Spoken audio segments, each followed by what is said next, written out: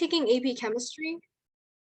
AP Chemistry is something that I'm fascinated by and very interested in. So I don't find the course as difficult because I will naturally, in my spare time or free time, learn more about the course to tackle it. To add on to what Faith said, there are some AP classes that are relatively easier, and I would suggest you to not fill your schedule with these AP courses because you want to take something that actually interests you, and so you can focus and like present that to colleges instead of filling your classes with all the easy APs and just to boost your GPA. Okay, so for tip number 3, so throughout your school year, most people would typically take many different AP classes. Whilst a balance of time is extremely important, for you allowed to create a plan that allows you to plan efficiently, and you can distribute the amount of time spent for different classes according to the difficulty of the class. Like Faith said, AP Chemistry may be an extremely difficult course, so you want to invest more time and effort into that class rather, say, if you have a normal non-AP class, like for example, pre-calc, you want to invest less time into those courses so you can balance your schedule appropriately. For tip number 4, definitely confirm your schedule with your guidance counselor before the course registration deadline is up because you don't want to make any regrets like I did. Like I didn't take any AP classes during my freshman year. So definitely make sure that you take all the classes that you want to. So tip number 5 is to only take the amount of classes you can handle. So sometimes you've been taking an AP course and it'd be really hard for you. Like if you're really bad at math and you want to take like AP calculus or something, don't load up on a whole bunch of other AP courses because it'll be really hard for you to manage all these high level classes at once. So instead, like take like 1 or 2 hard AP classes, and then maybe if you want to take more AP classes, make sure you take easier ones that you know you can handle. And lastly, for tip number 6, teachers can make or break a course. And this also depends on what school you're from, but ask around about the teacher and the course. Some courses, just because the teacher, it's more rigorous, while others are less. Let's get into our tips for AP classes. So for AP Chemistry, what I found really helpful, firstly, are the AP Classroom videos. So my teacher personally does a flipped classroom style. So the AP Classroom videos have really been a guiding stone for each topic and area, and it's very conveniently set up. So if there's any specific topics that you need to review, there will be videos for. So sometimes AP Classroom doesn't really explain why, they just say what. So now we can use Khan Academy. Khan Academy has a whole AP Chemistry course, and following that, it really helped to deepen my understanding and answer any questions that I had. And getting lots of practice. Do not skip out on the practice that your teacher gives you because you really do need the practice to get comfortable with. So when they switch up the variables and the situations, you can still know what you're doing. And then on YouTube, you can also just search up any questions that you have. The Organic Chemistry Tutor and Professor Dave Explains, these are great resources on YouTube that are credible and they answer questions. Okay, so AP Chemistry is considered as one of the harder AP courses. Therefore, you want to be more, you want to know and ask around for how's the AP course like. So AP Chemistry is usually taken as a sophomore, and students tend to take the lower level chemistry, which introduces to this chemistry course. It is also extremely important to understand and catch up with the course, like Faith says, as AP Chemistry covers a wide variety of topics, and the schedule that the teacher plans are really, really tight, and there is absolutely no room for procrastination, and the pace is also really fast. So if you ever fall behind, you really want to like catch back up. So for preparation for the AP Chemistry exam, it is really good to purchase review books. This is an extremely good method of reviewing before the AP exam. Some books I recommend is the Princeton Review, Barron's 5 Step to a 5, and the Crash Course. So I recommend that if you're the type of person that likes to review over the school year, it's good to purchase those bigger books with more practice and more examples like the Princeton. But if you're only a couple months before like the AP exam, I recommend buying those smaller books like the Crash Course, which still have those really, really valuable information and practicing.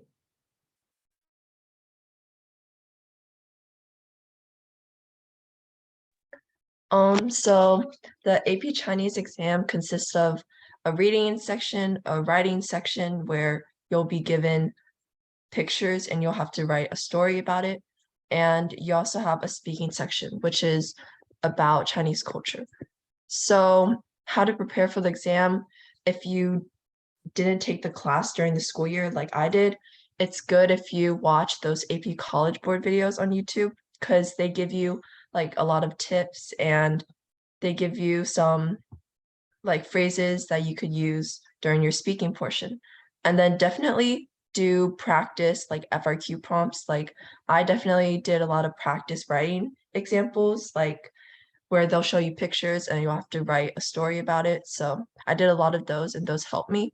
And also I suggest that you buy the Barron's AP Chinese Language and Culture Review book if you have the financial resources to do so, because it basically covers everything that you would have learned in the course if you've taken it. So it's a good last minute study guide.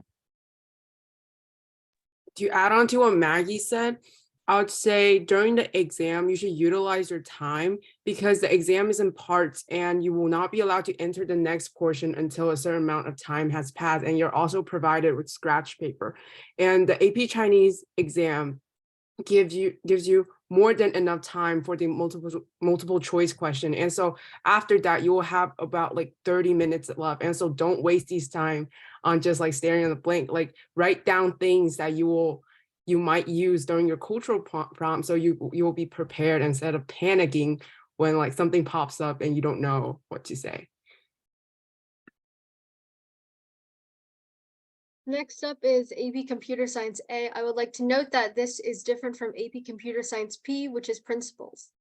So the main thing about this is just practice coding. Learn and actually go on something such as replit.com or trinket.io or VS Code and actually do it, because with something like programming, there's no real memorization. It's just practice and actually creating something with it and developing that muscle memory.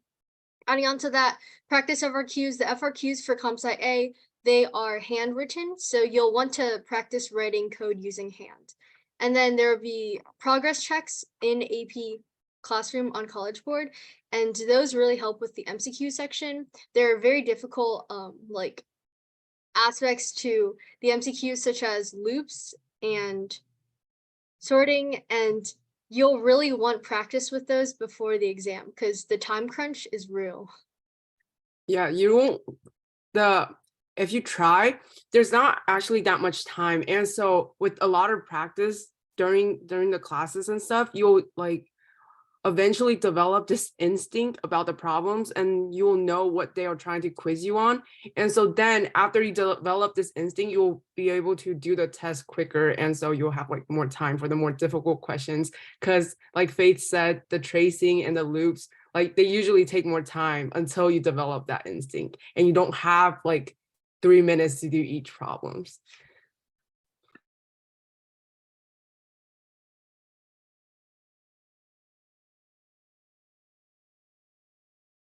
Next is AP Human Geography. So with this, it's kind of like the course that everyone takes as a freshman, and it's like the entry-level course because it covers such a wide aspect of everything. There's a bit of geography, a little bit of politics, a little bit of environmental science. It encompasses so much. So with AP Human Geography, I found that looking at crash course videos and Mr. Sin videos, they're really great for reviewing each unit. And the practice MCQs, because it is the first usually the first AP that everyone takes, you have to get used to the quick pacing and the time limits on the MCQ questions, as well as the FRQ questions. You have to get used to writing first your claim and then your evidence, which is a bit counterintuitive to what we've learned in English class. So getting lots of good practice with those will definitely help.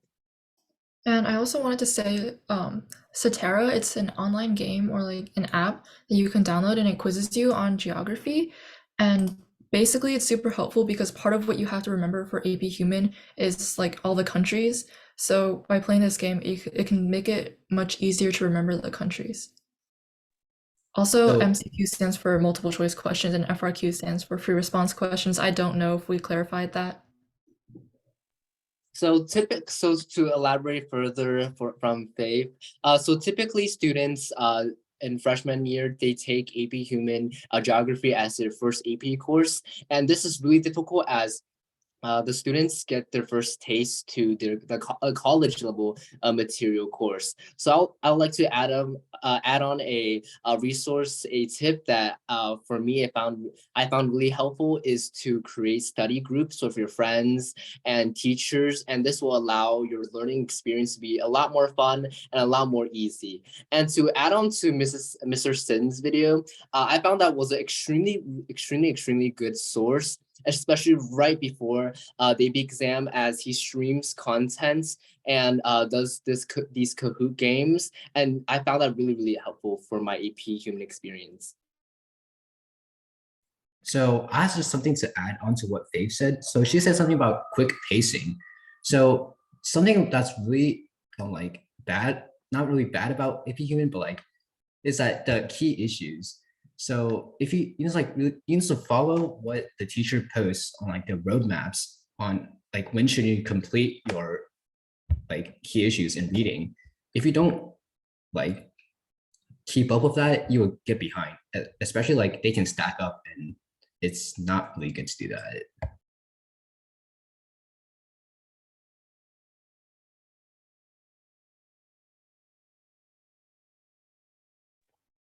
So for AP Psychology, how to succeed in the class, it's basically just a lot of terms that you need to memorize. Like there's a lot of vocab, but most of the vocab is like self-explanatory. Like it'll basically hint you what the definition is in the term.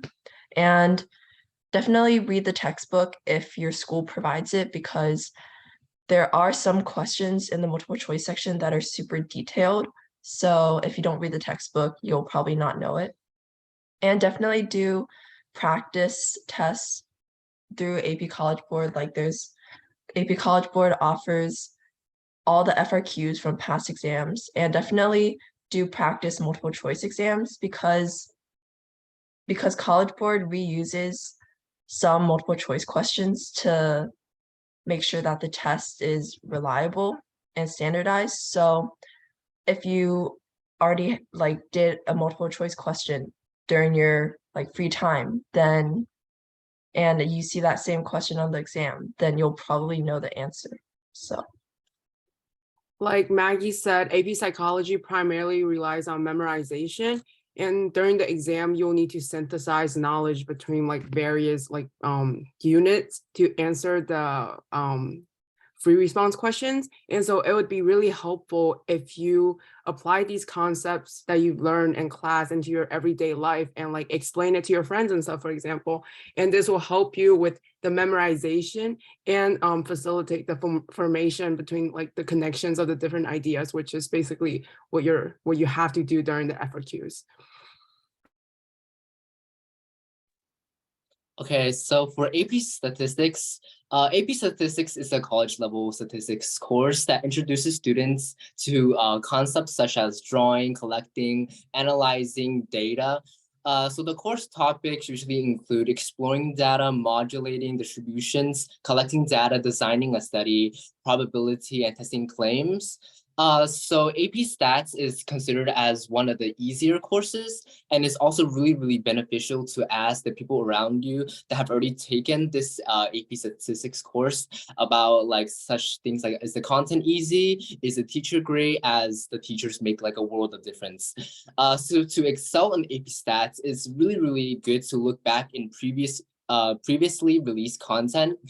You're able to easily find these materials by searching up, for example, released MCQ questions, multiple choice questions, or released FRQ questions, which are free response questions. And to find these answer keys, just type in scoring guideline for like AP statistics, whatever year.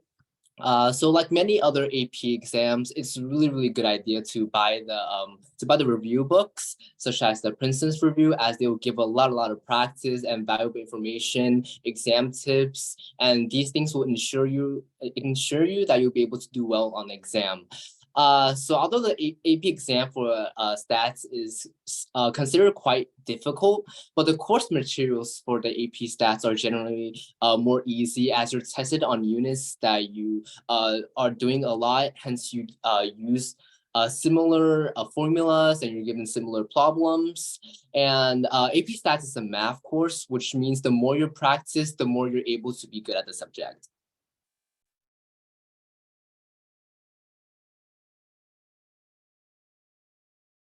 Are there any questions about any AP courses that we may not have addressed, or any courses in general?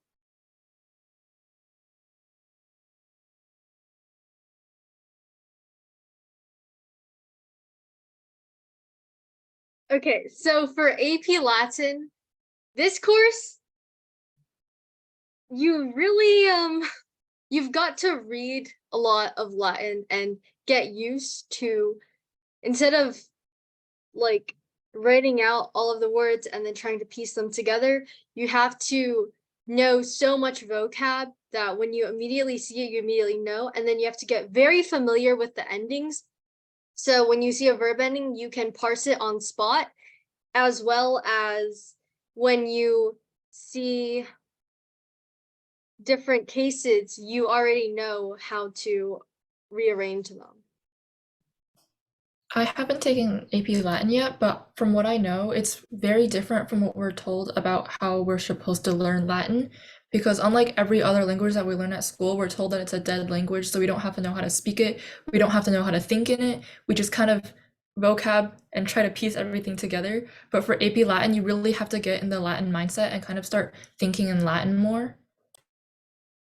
Right, you've got to be able to sight translate.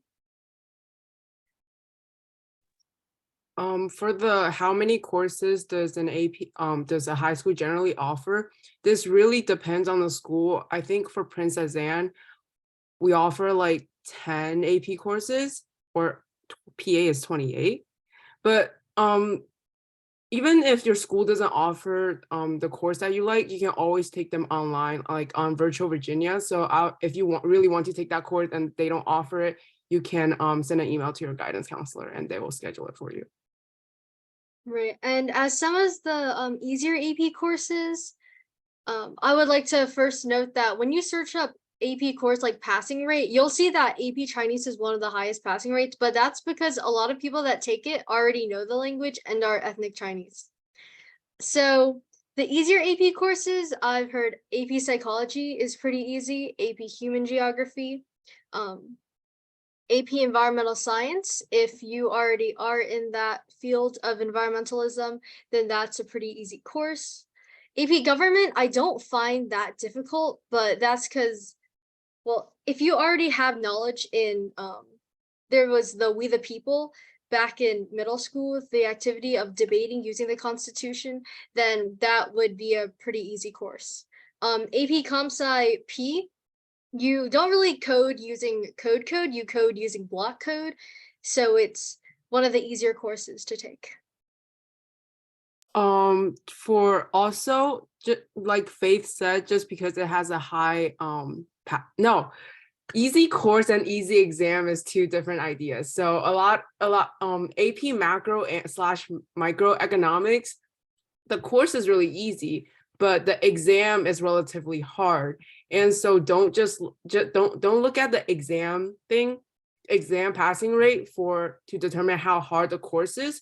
And also, before you take a course, think about why you're taking the course. Is it because you actually want to take it, or is it because of the GPA? Because if it's just because of GPA, you can obviously just take classes that have like easier course content and harder exams. And if you want to do AP Chinese, sometimes if you want the GPA, then you have to take the class during the school year, but you can do it online because I don't think a lot of school offers AP Chinese, and you just take the exam at the end of the year.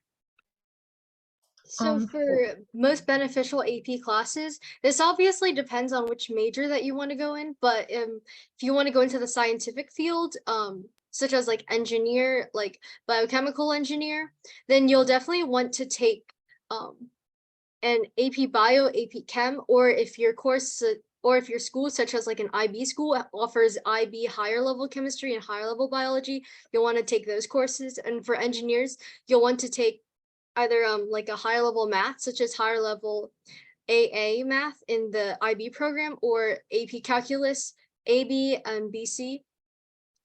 In the science field, physics C, that is also a beneficial class. So for what type of method do you recommend for memory-based courses? I would say it depends on what type of learner you are, and I think there are quizzes that you can take online to figure out what type of learner you are. So if you're like more of a visual learner, then try to do things that you kind of remember by looking at stuff like pictures. And I think flashcards are really helpful for like every type of learning. But if you're more of like a kinesthetic learner, I feel like try to explain to other people, like teach other people. And if you don't have anyone to teach your subject to, then kind of just talk to the wall and try to think of as many questions as possible. Honestly, like the best way of learning and remembering is to teach. Yeah, I agree. And also just like AP psychology, just use them in your daily life. Like sometimes I'll like look at I'll see a situation where like a person, I'll start writing a case study for them, like my FRQs, and I was just like, oh, so this might be they might be this type of personality, and that the factors might be this and that. So using them every single day would really help you with memorizing. And when it's the time for the AP exam, you just know what to say because you're basically doing it every single day. So Song Lao asked, what are the benefits for taking a AP course other than it boosting your GPA? So I heard from some people that that taking some AP courses for colleges are really, really good. Say if you want to apply for a engineering-based school, you want to like go for courses that you want to push for courses that have, for example, like chemistry or physics, or those courses that relate with technically the college that you want to go for. And for how much they increase your GPA, I'm pretty sure they for every single one class, say for example you have a AP chemistry course, and your unweighted grade for that chemistry course, for example, is a minus, which is 3.7. After the weighted curve, which is after when the grade had been weighted, it should add one singular point, so it should be a 4.7. And after when you add all those weighted, when you average all those weighted grades together, you should have your final grade. So the AP, having an AP, so with an AP boost, it does boost a significant amount. So you have to consider that as while you're choosing your schedule. Or do you have to work your schedule around the AP classes you want to take? I'll definitely say yes. And that goes back to the third tip that Maggie talked about, where you definitely have to talk to your guidance counselors, because sometimes even after you email, there might be a misunderstanding, and sometimes the schedule is just really messed up and the counselors are really busy. And so I'm a perfect example, because at the beginning of this year, I didn't communicate to my counselor well enough, and now I'm stuck with 4 online classes, which is really bad. And so for the AP classes, you have to think about, are there any classes I don't want to take, and what classes that you don't want, like you can sacrifice to fit the AP classes into your school schedules, and then you can take the rest online. But don't overload on online courses, because they don't always have the greatest learning experience. Right. And the AP classes, you definitely don't want to overwork yourself for those, and you don't want to sacrifice too much of your life to them because you'll get burnt out, it'll be horrible, and you'll find that you hate them instead of you find your passion or your interest in them. I Or- would say this depends on the situation for APV IB classes. I've heard that um IBHL math only gives you 1 credit, but you can work your way around AP Calc to give you 2 credits in math. I think that AP and IB classes, so AP generally works better in the United States because that's the system that we use. And AP generally covers a wider range, like course content wise, but IB goes deeper and like it goes deeper and it's more focused, and you can use it in other places too. And if both are offered, I think it really depends on what you want to do in life, and that if you think, but you can get more credits with AP, and that's just the honest, like but you don't want to just focus on credits. So there are pros and cons either ways. Yeah, and there's also some differences between AP and IB classes. So for example, for AP Chem or just chemistry, the IB chemistry version, it teaches organic chemistry as well, but AP Chem does not. So you have to kind of consider what you want in your education when you're deciding between AP and IB. I would definitely say for how would you compare your life to an 8th grader?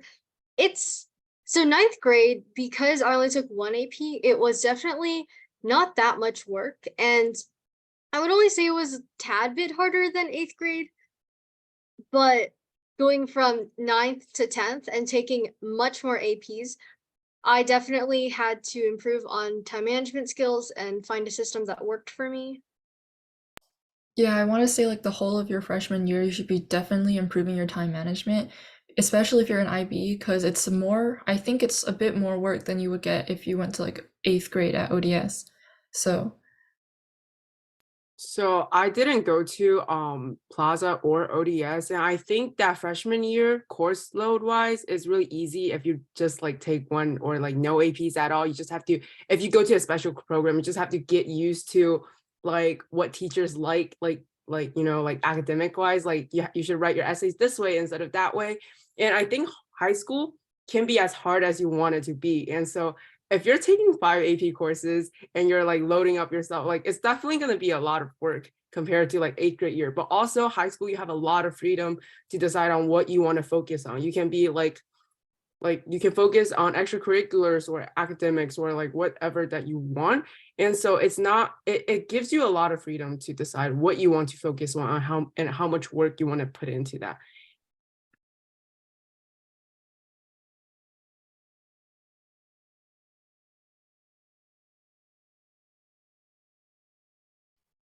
Oh, Song Laoshi just said, Leo, can you explain the comment you've mentioned? I said in chat that I don't think this has been mentioned. However, many colleges / universities accept AP credits if you score well, which allows you to bypass the need to take the course in college.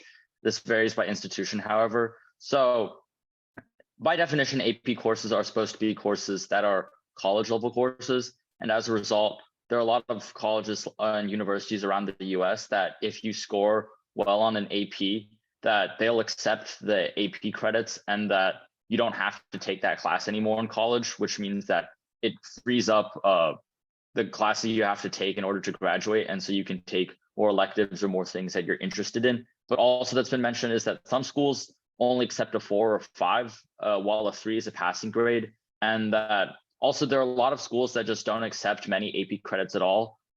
In particular, assuming a lot of people here want to go to very selective colleges, many of like the top selective colleges in the US barely accept any AP credits at all. So you should just keep that in mind. And then also, even if you scored very well on an AP and you're intending on using that credit and the college you're going to will accept that credit, it might not necessarily be the best idea to use the credit, because if it's for a class, it's very important for what you're majoring in, like let's say calculus for if you want to be an engineer, certain schools might teach that course differently, so it sets it up differently for subsequent courses. So you might want to retake that course in order to set yourself up for success, because if you go in after taking AP Calculus a few years ago into a higher level calculus course, you may find yourself very disoriented in the first few months. But it really depends on the institution, and as everyone else previously mentioned, the amount of workload that you're willing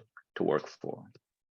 Adding on to what Leo said, like you're not gonna use every credit that you take, like all the exams that you take, even if you score really well, you're probably not gonna use the credit. Like for example, I took the AP Chinese exam, but like the possibility of me using that credit is like very, very low. And so if you already have a career in mind, it is good to like go, and you already have a college, you already know what college you want to go to. You go on the college website and search like the major that you want to go to, and like look at the AP map that they picked out for you. So like what courses and the credits that they will accept, and like pick your APs based off of that instead of blindly choosing like all the APs.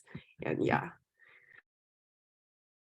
Right. And for APs and just in general, planning out your high school career, it really depends on if you have great extracurriculars, if you have great activities that you're doing outside.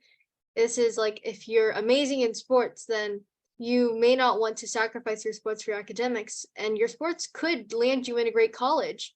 Or if you are really good at programming and you're programming a website or like an AI, that could be a real breakthrough, then that is a very good direction to go, and I wouldn't change that.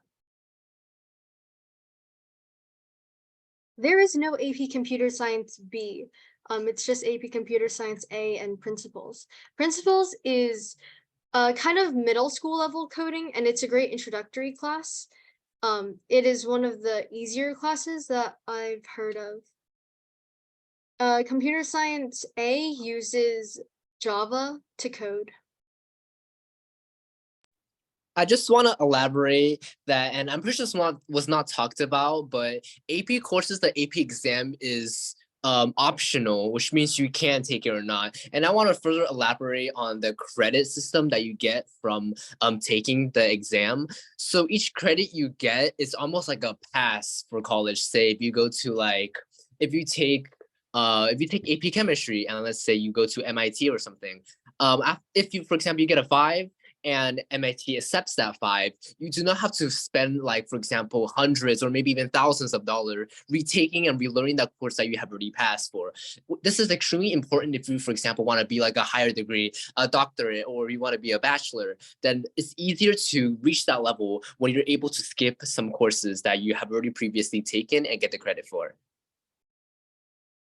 Right, and about the exam doesn't boost your GPA points.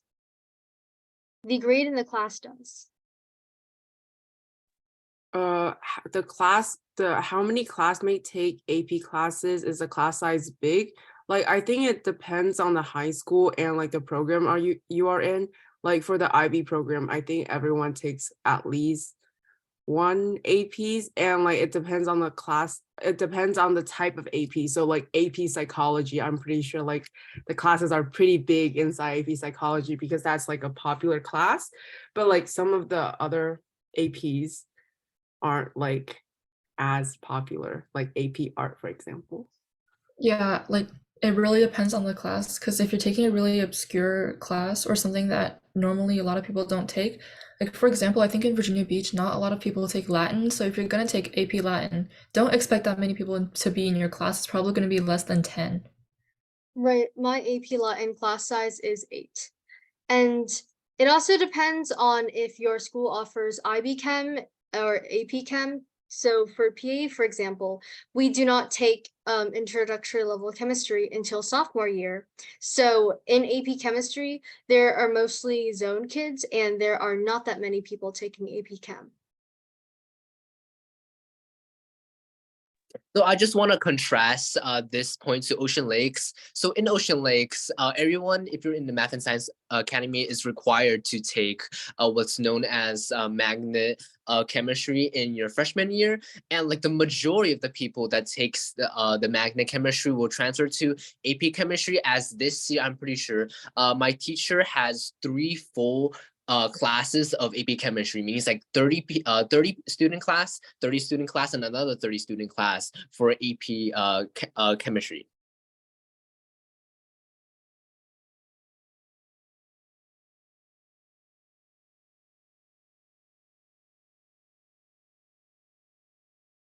Also, if you are in the IB program, like depends on what college you want to go to. Like, even though we can only have 3 or 4 HLs and you have to score higher on them, I mean like quite high on them to like get the college credit, it really depends on the college that you want to go to. And some SL courses, like standard level courses, are colleges also take the math credits, and the score depends on the college too. So.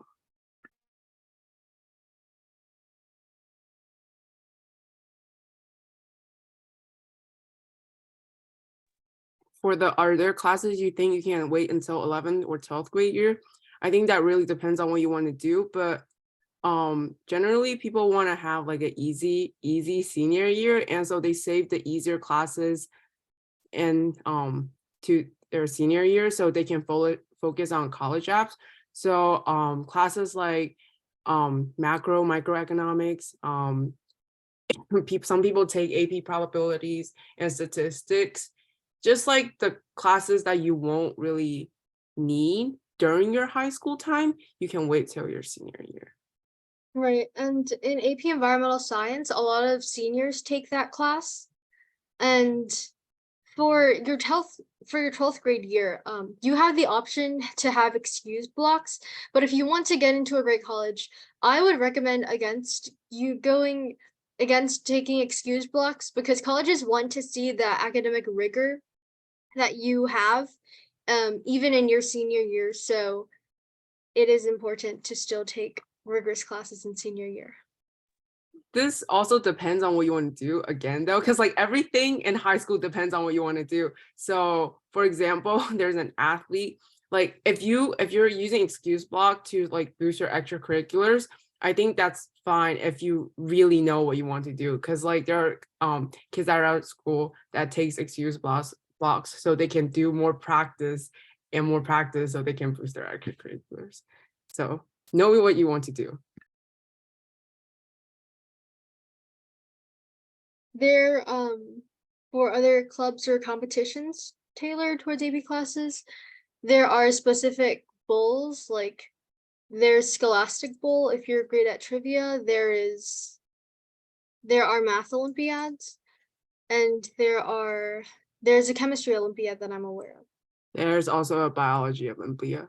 I'm pretty sure there's something with economics too, but I'm not sure. I don't think I think it's another thing. And you can, with the things that you learn in AP classes, you can always you can also apply them to other like extracurriculars like researches and stuff. So yeah, building off what Erica said, she mentioned she might think there's a economics Olympiad. There actually, I believe there's the International Economics Olympiad, but it's certainly not as prestigious as a lot of the other really famous ones like IMO, which is like International Math Olympiad, which is really big. But I don't think there are any specific competitions that are tailored exactly for the material they cover during an AP class. Probably one of the ones that I think I know a little better is that I'm taking AP Calc this year, and that AP Calc doesn't help with anything related to like the Math Olympiad or like qualifying for that, like AMC 10 and AME, because a lot of those focus on like at maximum like pre-calculus to algebra level math, as opposed to like calculus, where like a lot of the material I've learned in Calc BC has been more or less useless for a math competition, because even at the highest levels of math competitions, it starts to jump like, instead of to calculus, it jumps like all the way to proofs, which is interesting. For the teacher support for those Olympiads, your school has to be registered for Olympia. PA is not registered, but I'm pretty sure Ocean Lake is for the biology Olympia, but you can always talk to your coordinator and stuff and see if you can get it registered at your school. And the For oh, sorry, keep going.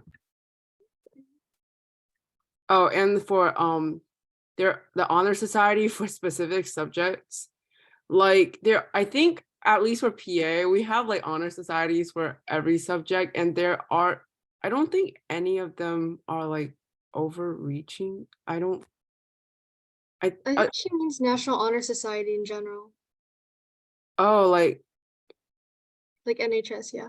oh, okay. So for Olympiads, I know a friend that did the chemistry Olympiad.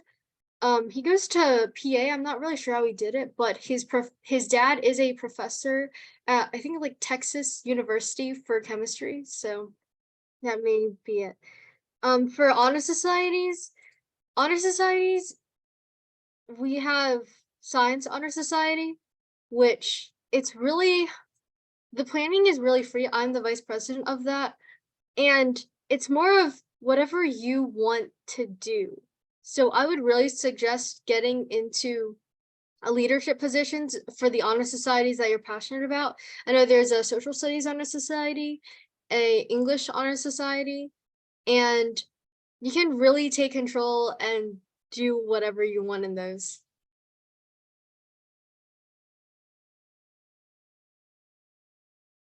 Oh, PSAT. Like sophomores, they take there's a PPSAT and like a PSAT. So PPSAT you take your sophomore year to like prep for the PSAT, and PSAT you take at the beginning of your junior year.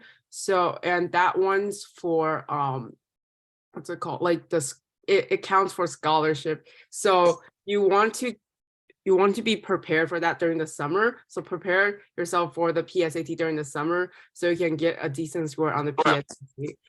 And so like some courses, I think for at least for the math portion, I think that you've already learned everything you need for the PSAT when you finish like geometry and algebra 2 or even algebra 1, and that sometimes students struggle on PSAT for the math portion is just because they're not used to the type of questions that are asked on the PSAT. And so with practice, you can like be well prepared for that exam.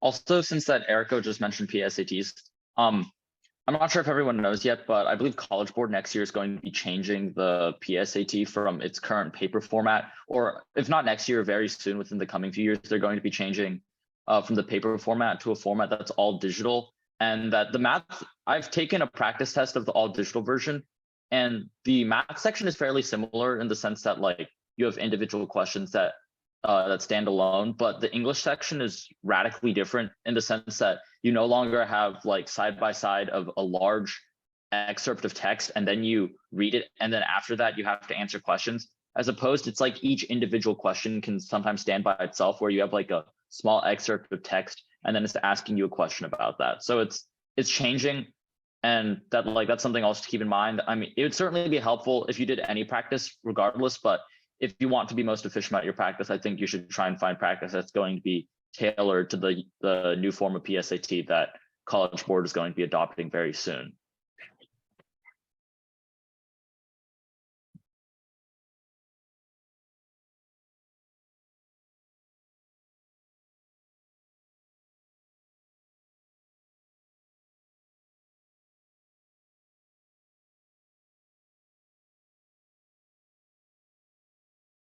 Last call for questions. Any last questions?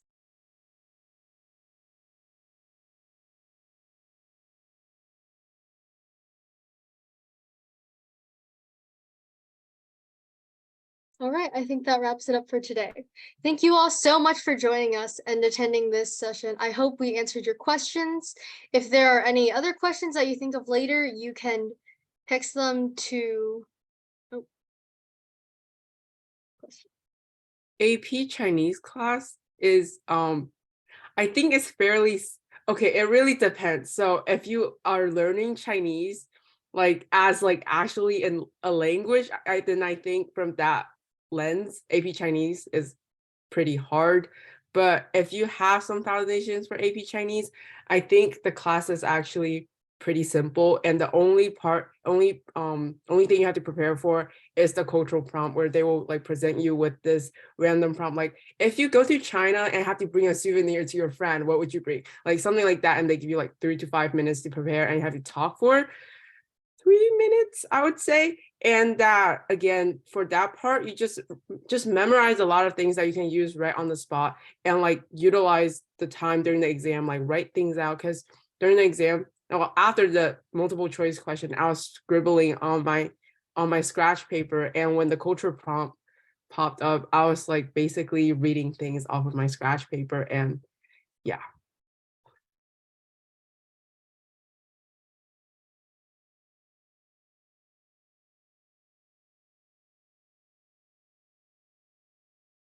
Okay. So, right. If there are any other questions? Yes. So for the writing part, you can type in like different types of typing. You can use pinging or 部首, and I think you also have simplified and what's the other one called? Not simplified. And then Traditional. huh? Traditional. Oh yeah, okay, yeah, traditional. And then you have to talk. So for the talking part, I think you have a short response. So they talk to you like a conversation, and then you just reply, and then you like talk about and then it's the cultural prompt. And the writing part, there's no physical writing. It's all on the computer.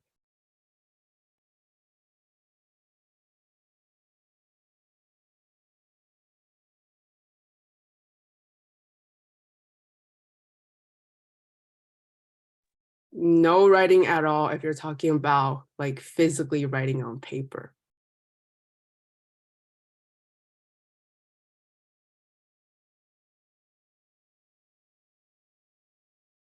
But you do need to know how to like type on the computer for Chinese. So like, oh yeah, and there's listening. So they're gonna say something like, oh, I'm going to the restroom, and I'm gonna turn at the next stop. And then like the question will be like, did the woman turn or not turn? And then you will have to answer that. And also for the speaking part, they will say something, and then you have to say something back.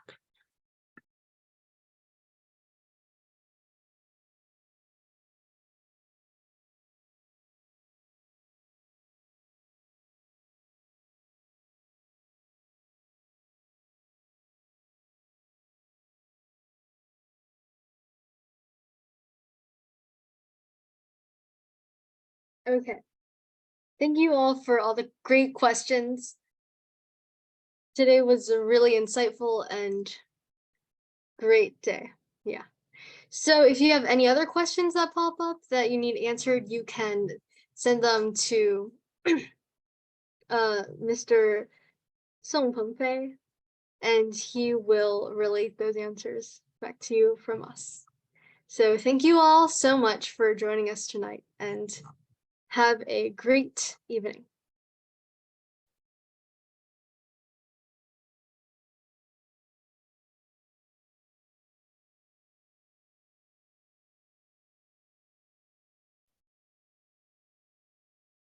All right, great.